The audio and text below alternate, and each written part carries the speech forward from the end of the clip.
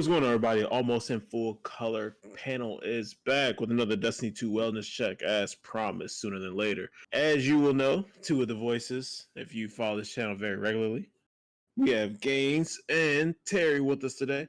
And if you follow the Destiny 2 wellness checks, you will recognize B's voice, who is here a lot on these videos. Gentlemen, how are we doing today? I'm dope. Can I just ask a question on where and how? Yeah, it's like he's like fighting a burp the entire time.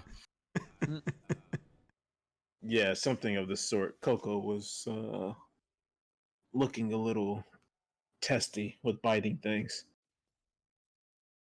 Well, that changed your voice. Yeah, because I thought I was going to get up for a brief. No. I thought she was about to. Why is your voice still not changed though? It's still the same. My voice isn't changed. It's like this deep Optimus Prime voice. Has it been like this the whole time? Yes. Is it not like it anymore? I just took a drink of something. Is it gone? All right. No, but it's okay. Continue. Log in so I can share this wisdom. All right. Wait, shall I redo it? Like, I still sound the same, apparently? Yeah. So, gentlemen, season of Arrivals is upon us. Isn't that? I really want to hear it. Like, I just really want to hear what it sounds like really, on the other end. Keep on going. Keep it going. This is great. Keep it in there too. Don't change it. All right. Season of Arrivals is upon us. We have been able to experience it for some time now. How is everyone feeling about Season of Arrivals so far in terms of the content that has been brought to our doorsteps? Well, Shax, it is the normal season. Nothing really too different. You got your exotics, you got your missions, and that's about it. Yeah, it hasn't much changed from the old ones. But no, I mean, it's been pretty good. I mean, I've enjoyed the content. Like I said, there's nothing brand new. They've pretty much been taking the same mold for the last few seasons, with you having to power up whatever piece or pieces of equipment scattered wherever or at the tower, and and you just advance through the season pass doing it and getting certain loot for charging those places up or place up. So it's definitely not anything new, but I mean, it's not overly grindy, but it is enough, I guess, to keep you occupied. Yeah, I mean, it's they pretty much explain most of it. I think the only thing I noticed that's like subtly different is the story aspect and how it evolves slowly over week. Like every week we get a new place that gets attacked by the pyramid, run the catalyst, or I forget what the touchdown thing is called. The contact, yeah, contact. But I like it. I think it's kind of the same thing, public event wise as Escalation Protocol or any of the other things that they previous done. Like I really like the one from Season of Undying. But this one kind of reminds me of that. It's not as intricate as the one for Rasputin. I don't even think I learned how to fucking upgrade the things. Yeah, I didn't do much for that either. Yeah, I don't know why. The best part of this whole season was the sword. Yeah. The sword actually made you feel powerful, and I remember complaining about that in another one of our Destiny podcasts. I was saying that no matter how strong you got, you never felt that powerful. But they introduced the sword. The sword makes you feel like, for lack of a better word, a bad motherfucker. You fear nothing when you have the sword. That's how you should feel when when you're leveling up your guy, or if it's masterwork or something. You should feel like that guy. Yeah, I really like the Ruinous Effigy. It wasn't a terrible quest line in terms of how long it took to get, but also if it's a really good feeling exotic, especially when you get that transmutation sphere to be able to go and just dunk on people, as I call it. That's also just one of those. This is a really powerful exotic, not only just when you shoot it, but the byproduct that comes from killing someone with it. So I really enjoy that exotic in general. Have y'all gotten it yet? No. I don't think I've gotten it yet. I've Alphabet, been I too use it all focused. the time. Yeah, I've been too focused on the damn sword. The sword definitely killed my want for other weapons just because it's the sword. You can use both at the same time. I think that's the best part.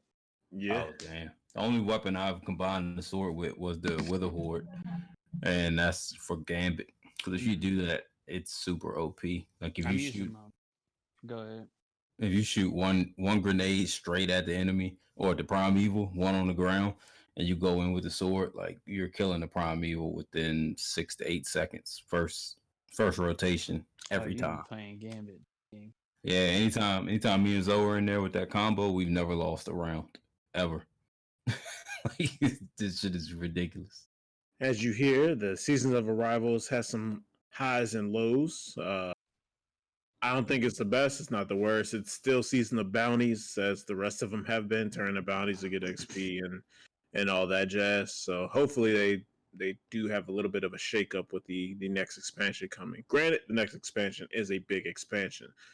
Speaking to that, it was pushed back until November 10th. Do you all accredited that to COVID, or do you all feel that once again this is another thing that we've seen after they're split with Activision? Not as many resources. They got the workload is heavier, and that's causing these things. Or do you actually feel like COVID is the reason that it was pushed back? Well, I mean, they don't have to be mutually exclusive. Like they could both play a role. I'm not saying that they, not saying Yeah, that they do or don't. It could just be COVID, or it could just be the other one. I'll say it's probably more so both. I mean, look at a lot of other games; they've been getting pushed back pretty heavily because of everything happening too. But again, it also could be the testament to them splitting from Activision and now seeing that it probably wasn't Activision doing a lot of the bad things that were happening to this game, and it was primarily Bungie's fault. So I mean, you can, I guess, blame both in that aspect. Yeah, I'm pretty much what they said. I feel like maybe COVID was just kind of the straw that broke the camel's back. It was like they probably were already pushing it right to the wire. I'm sure that anytime they do stuff like this, and I'm sure it's not exclusive to Bungie, but a lot of big developers and probably even small developers, well, mostly bigger developers, just because they have bigger titles to pump out and there's more demand from them or from their publisher to get it out on time. And I'm sure those project timelines are very, very close cut, and there's not much leeway time. So I could see dealing with all the social distancing and things like that. Maybe they can't have full people in the office, or whatever they're doing to cope with it. Could definitely kind of been a unforeseen burden on their time scale. Well, even with this pushback that we received, we also got some good news. Some really good news. During the Xbox press conference, for those who didn't know, Bungie dropped a little trailer that showcased the new power that's referred to as Stasis. Now, I believe one of you all, I forgot to go listen back to the last one. One of you all spoke to this being a thing. One of you all take credit for it. I can't remember if it was I don't Games or even remember. B that spoke to Oh, talking the about ice using the power. darkness. It was Well, me. that it was like an ice power. Okay, B. I knew someone referred to it as an ice power. Well then, thank you for your Yeah. prophetic vision of that I what mean, stasis would be. no, I didn't know that that's what it would be, but it seemed like it would either be slow or ice, and I was just like, I don't know. I'm gonna wait for you. I'm gonna wait Yeah. for one of your questions because I'm just hyped about this. Yeah, I was gonna say it seems like recently they like all the darkness weapons we've been getting have just dealt with slowing things down. Like that's it, which is I guess this kind of attests to that now. Well, in terms of this whole ice thing, well, number one, well, stasis, I'll call it by its real name. How do you all feel about the theme behind it? I mean, does it feel like a darkness power, or does it seem darkness based to you? Like, Yeah, are you okay? light is, or I mean, darkness is the absence of light, and that would lead to extreme cold and stuff like that, especially out in space, right? Also, Yeah. extreme cold means slow, like deadness. So it means it to me. It's like the exact opposite of light. All right. Yeah, I mean, you could see the kind of the design or the animation for the power in the trailer if you really look closely at it. If you remember the gun they have out now, it's not the non-hunger, but it's the other auto rifle. Where if you look down the sights, it has like that kind of a darkness like creeping into the to the reticule.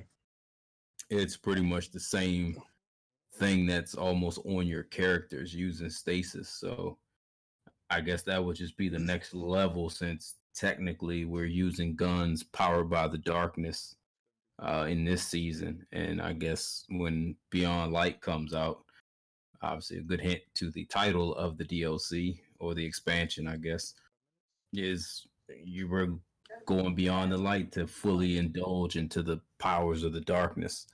And I'm not gonna lie, those powers look way better than anything we've gotten before. Which is actually really good on their part because the darkness is supposed to be tempting. Like it's supposed to lure you away because it seems to be better or it seems to be more powerful on that side of things, or you get to, kind of play out your like deepest desires in the darkness, kind of feeds that part of you. So I'm actually really happy that they made it look really cool. I mean, not only from slowing people down, freezing them, and breaking them. I mean, it looked like you could even perform platforming using the powers. So Yo, bro, that was crazy. Oh my god! Speaking of art, I couldn't tell you how happy I was to see them. Like you freeze somebody and then you can break them apart like Sub-Zero, and this is gonna be so much fun. That's all I could wait for. Like I couldn't be happier unless they incorporated like a holy and like a darkness or a curse, something like that, like type of element. Because right now they got like I was hoping for the poison element, but this is definitely second best. I could not be happy. Yeah, I'm wondering if they're going to have 3 subclasses to that one as well. Is it going to be a main power? Like, is it a main one and then 3 subs, or or is it just going to kind of be a little? It has to be. It has to be a main power and 3 subs under it, which would be cool. And then how they're going to differentiate it from each class. Like, what would a hunter be? What would the warlock be? I feel like the warlock is probably going to be the person who's doing that freezing, because the warlock is seen more of as. No, they all have freeze power. All of them. Oh, okay. The warlock and the titan. Both. It just depends on how they wanted. I know that I feel like hunter can throw frozen. Ninja stars. Yeah, I was saying I feel like the warlock is probably going to have the biggest AOE to freeze things, just because the warlock class is like the magic, buff debuff status of class of Destiny. If you looked at it from an RPG standpoint, and those roles, the controller role is used, for stuff like that, for crowd control and things like that. So, but I'll let somebody else chime in. Well, Terry, it seems the game's already gotten to my next point. So I will then bend that point over to you. Now, in the event that these subclasses or singular subclass for this uses the same exact animations and whatnot that the current setup has, do you feel like that's a miss for you? Not really. I mean, you're building on. They can only use what they have in the game right now because it doesn't seem like we're going to get another Destiny at the moment. But, I mean, whatever they have already built into the game, there's only so much they can build back on top of it anyway. So the fact that we're getting a new subclass is nice and all. Just how I have to wait and see what it does, though. It'll be interesting, though. It definitely will change a lot of raids, old raids, if there's still some around by the time it comes out. So. Sure. But nah, Speaking of that, do you think that's why they removed some of those raids? Do you think they'll break those raids? I think so. Well, I mean, they're going to be vaulted when it drops, so maybe that power would have like really just broken those raids, and they didn't have anything to fix it yet. So they were like, let's just pull the raids back. And I feel like it's a double win because if you erase the content or I guess vault it, then you don't have it taking up that space. And at the same time, you can introduce that new stuff while you go back and. I don't think it necessarily breaks it because there's already a lot of things now that is breaking old raids as it is. So I don't think another subclass will essentially break a raid that's already essentially can be broken Yeah, a few now. guns that break the swords you things. can go in. Yeah, the sword you can go in and one shot almost any old boss if you can get in if you get close to it. I mean, even before this, people were one. I'm One not phasing talking with about. the Izanagi and Yeah, all I'm that not stuff. talking about overly damaging Yeah. something. That's not really breaking it. I mean, you should be able to once you start getting these powerful weapons. I'm talking about breaking it from like an actual playability standpoint to where you could maybe just, No. push a ball straight off and kill them, or maybe somehow skip ahead an area you normally couldn't get to. But now, since we have the platforming and things, you might be able to actually advance deeper into the raid early on from the beginning without going through the mechanics, that would normally get you to that area. Nah, 'cause Yeah, people can do Warlocks that and now Titans anyway. can do it Hey. now. Well, I'm not saying that Yeah. it's not possible. I'm just saying maybe that one will be a lot more egregious to where they were like, yo, nah, like we're not about to let this happen because it's either going to start bugging out or whatever. Like, it's better if we just freshen it up. Maybe from a bugging out standpoint, but there's a lot of things like people can use a sparrow and get past. I forgot what encounter it is, but there's an encounter people can use a sparrow and get past stuff and not have to fight a boss. So I mean, maybe it makes it another step. It's just like, oh, instead of using a sparrow, now you just throw a platform and now you get past it. That's probably it. Outside of that, I don't see the power just kind of adding onto it, onto something else. I mean, people broke the game already. We've seen broken supers before anyway, Yeah. so I don't think adding another one in will mess up an old raid. I think it's more so just from a standpoint of what happened to Destiny 1 or Rise of Iron wasn't something that was originally thought. And that one part where you have to take the Jamboni thing over the side, like that thing was glitched to hell. And that was something that they had to build from scratch almost. So we've already seen kind of what happens when they don't have a plan for something, build it from scratch, put it in the game. And we kind of saw what happened with that. Like that was glitched all hell. I mean, you could put down a part and then next thing you know, that part's just sliding off the map. So it's like you had to be very careful there and other small glitches that just didn't make any sense either. But I'll say outside of that, I don't think the power will do much of break anything that's already been broken. So Luke Smith just sat down with, I believe, Geoff Keighley and spoke about the future of Destiny 2. And he ended up coming out and essentially saying that there will be other races, which I'm guessing the Fallen, I'm guessing are a deadlock for it, but I'm guessing the Hive and maybe the Vex will also get stasis powers. Does the story need to be airtight for that, for you anyways, for that to be, cool? Or can they get stasis powers and you don't really care in terms of how it happens? Well, I mean, I'm fine either way. I guess Terry gave his point on the question you actually had about if they use the same animations for the stasis thing. I really didn't even touch on that, but speaking to that, yeah, I feel like that would be a miss. Like, don't use the same animations for the darkness power, like, because it can't be part of the light. Like they exist because of each other, but yet they're completely separate. So I don't want it to be based off any of the animations we got from our light powers. Like, I want it to be different. It should feel like a completely different animal, and it shouldn't be a subclass. It should be, well, I guess it is technically a subclass because Hunter is main class. Your power would be the subclass, but it should definitely be its own thing. It would actually be, well, I ain't gonna say it'd be cool, but it would be cool. If you pick stasis, you couldn't go back.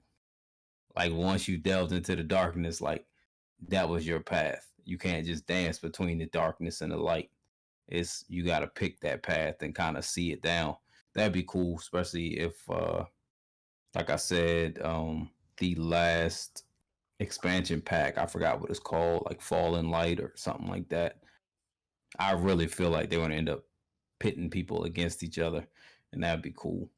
But that's how I feel about it. It definitely should have new animations than what we're currently working with. I mean, they've had enough time to come up with something. They put all the damn emotes in the game and all those finishers. So obviously, creating animations is not a problem for Bungie.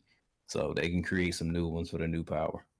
I feel like it'd be weird if you it'd be weird if you couldn't change back, mainly because they then need they to would build just off that damn freaking Drifter and Vanguard decision. We made the decision and nothing has come of it.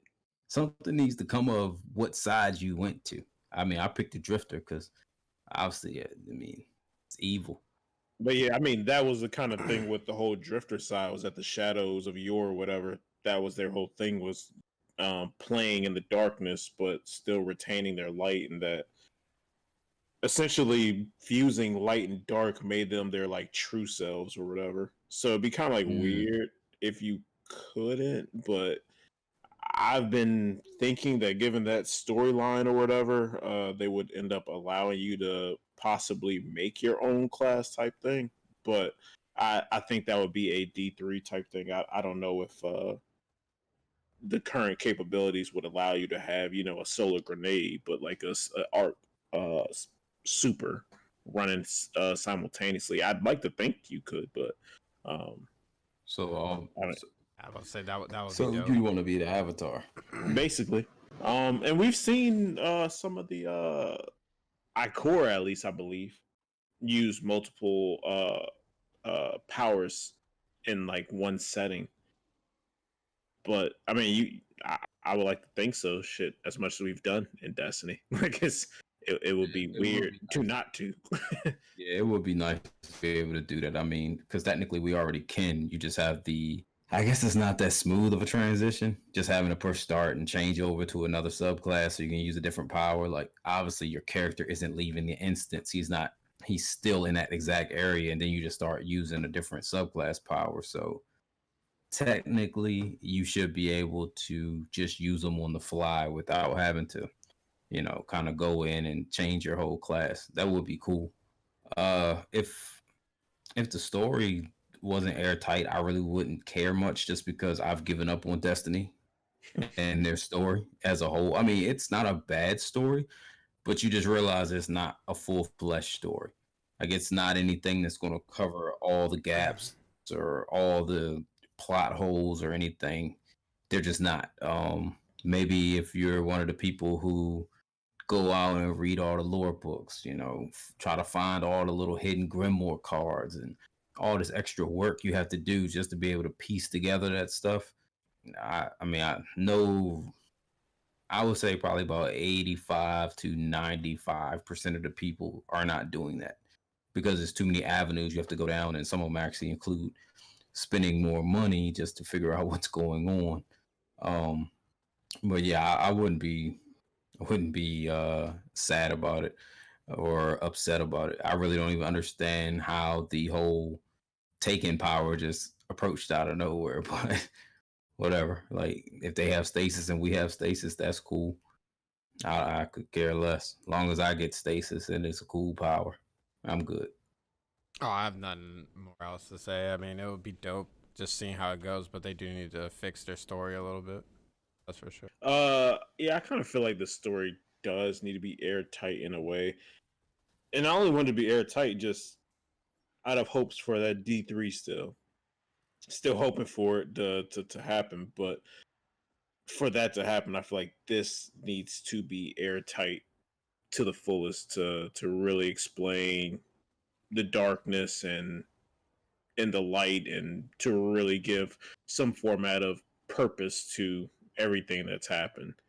I mean, no more of this monster of the week type deal. No more just, oh, you need to go kill Atheon. Oh, this type stuff. Just a real cohesive, hey, this is the real battle between the darkness and the light. And ultimately, if the choice ever comes and they allow certain, to lock into, I'm Team Traveler or I'm riding with the darkness.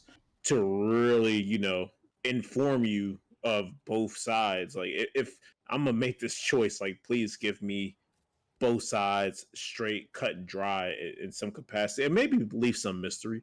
I think the Drifter does give some format of mystery if you want to side with the darkness, but hopefully there is some format of really great storytelling just in case that decision to lock yourself into one side or the other comes about and D3 ever comes about and that carries with you, which I would imagine it would. I don't know why you would do all this and not allow that to be carried through. But all right, so I wanted to end it off with what vaulted planet or content will you miss the most come Beyond Light? Probably none of them, really. I mean, you gotta think. How many times have you actually been to Mercury to actually sit there and enjoy Mercury and all this grateful, all that great things that come with it? I mean, you got a point. See, like, I don't really care. I hated that place when it was out, like when it was our main destination to be at. It was annoying. Yeah, I mean, I don't really care that they vaulting all the stuff. To be honest, I never overly grinded Destiny. I just was like, it sucks for the people who spent all that time grinding crazy guns like the mountaintop and stuff like that, and now it's pretty much going to be useless. But I guess that that comes with the territory when you play these type of games. But yeah, I don't mind taking the content. I don't really use it there, and I wouldn't be playing it anyway once the new stuff came out if they didn't take it, because obviously you're gonna be focused on the new stuff. My biggest gripe was it just seemed like nobody cared much that like we paid for all that and they took it. I mean, I don't care because like it's whatever. I don't have any I don't have a real attachment to that content, but it was just like, I guess people were cooler with it than with other situations that could have been the same thing, and they were a little more harsher on that than Bungie doing it, and it was just kind of like, oh well, game's getting too big, got to take stuff away. It was just like, oh, like it's just.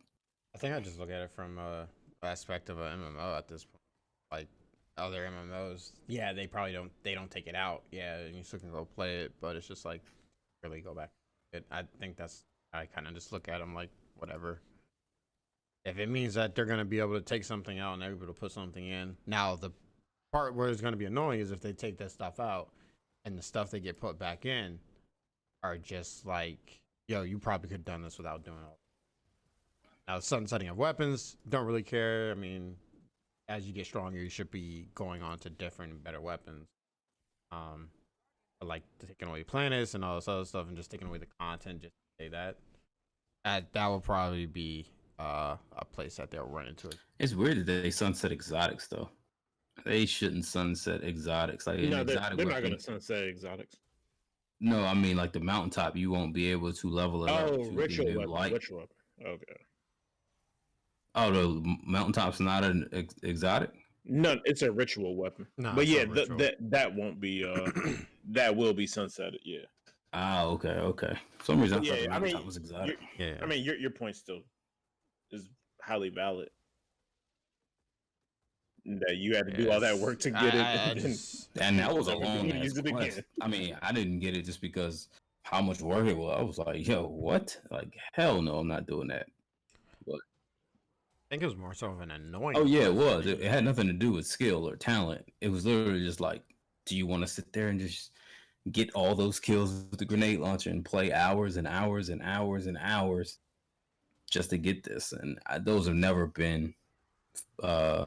I've never enjoyed those type of tasks. Like if you want me to do something, if it takes skill, if it's difficult, that's fine. If it's just a grind and anyone can do it who has the patience to just sit there and do a remedial task again and again and again, a set number of times, that's stupid. I'm not wasting my time with stuff like that because I feel like it didn't set me apart. Like no one's going to be like, oh man, he's a beast. He got the mountaintop. So like, damn, that dude put in a lot of hours to get the mountaintop. It's like it's not the same thing to me. Yeah, I will say I do hate. Like at the end of the day, I did it. It's one of the best weapons in the game, and Yeah, I I, I just feel like it should be more based on like skill. yeah, I if they ever did that, I would be happy, but they're never going. Yeah, I mean, they love the grind stuff. That's those type of stuff I just don't ever get because I can't go down that path. It's too annoying. Yeah, in terms of content, I will miss the first Leviathan raid.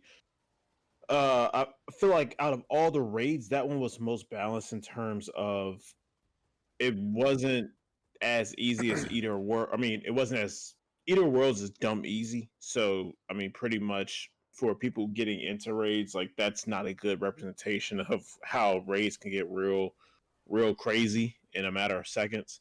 Um, Spire of Stars is just heavily annoying for those who played it. You know just how annoying that raid can be. But I feel like the first Leviathan raid, I forget its actual name, but just that first one with the gauntlet and all that, I feel like that was a good representation. Some really good mechanics and everything that it came with, and it was pretty good for entry level raiders. Like it wasn't Garner Salvation's crazy. Like Garden of Salvations takes some experienced raiders. I mean, now granted, for entry level raiders, you can get into that too, but Crown of Sorrows and Garden of Salvation are really just for people who have done raids and know how to communicate effectively. Whereas Leviathan, I mean, for a lot of it, you don't even need a mic really to make a whole lot of call outs. So that is the one thing I will miss out of it is just that first raid, just because I thought that was the perfect raid in terms of all of the raids that I've played. Um, Leviathan being my favorite, despite that, I think Leviathan has like the coolest bosses and all that. But I really enjoyed that first Leviathan raid. Yeah. I I guess this doesn't have much to do with it, but I wonder when they're finally gonna put matchmaking on raids. Probably not. I'm about to say I don't think they have any. Like it, I don't think they have any kind of like want to do that. I think that's what they were trying to do with the Yeah. guided games. That was the way of Super doing it, fail. but it's just like that failed. yeah, it And failed it's just because it like- wasn't like you had to have certain stuff to even use it. You had to have a ticket. Yeah, you had to have Yeah, a ticket like, to get That into was it. way too stupid. Just do matchmaking on raids. Like, what the hell is wrong with Bungie? Like, it's so I don't know. weird. I think they needed, if they want to do it that way, they need to put a way of communicating in game. Like, yo, I'm looking for a group. Stop letting us go to these third party sites that do this way better than Bungie can, because Bungie doesn't know what that. They can bring. They wanted to. They can reach out to all these third party sites that are doing it and be like, yo, teach us how you're doing this, right? It's like you're obviously going to be talking to a bunch of MMO players because that's essentially who made these sites. MMO players that have done this before that don't have to go off to a different site. It's inside their game already. I think that will help alleviate a lot of things, like a board or something in the tower. We join in across every single instance. There's like, hey, I'm looking for a group. What's up? I mean, yeah, that would be then good. it's But like, okay. I was just saying, just put regular matchmaking on because honestly, it's very few instances where classes matter when it comes to like raids or stuff like that. And if you don't like, if somebody hops in, like say, you go to matchmaker or whatever, and it's mostly for people who just can't get games, or just don't know a lot of people in the game. And like you said, the app does do it kind of well, but it's still like it's not really the best experience because you jump in the group there and then you get the invite on PlayStation. It seems like it's just too many things separate trying to meld together to get you a group. It's just I just don't see how a game this far in could never have addressed this and fixed it. And like you said, it's not a hard thing to do. Like tons of MMOs have freaking looking for game to where you can just grab people in the game. I want to just put a chat box in there or something. Just do looking for game kind of like DC does. and then you could just send invites to people Yeah. based on them PMing you back based on your LFG post. It's like just seems like it could be really simple, and they just are like, whatever. Like they're still playing the game, so we're not gonna fix that. Well, ladies and gentlemen, Guardians, there you have it. This has been our season of Arrivals Destiny Wellness Check. We'll be back, I'm quite certain, right before Beyond Light. So be on the lookout for that. And as usual, peace, be easy, be blessed.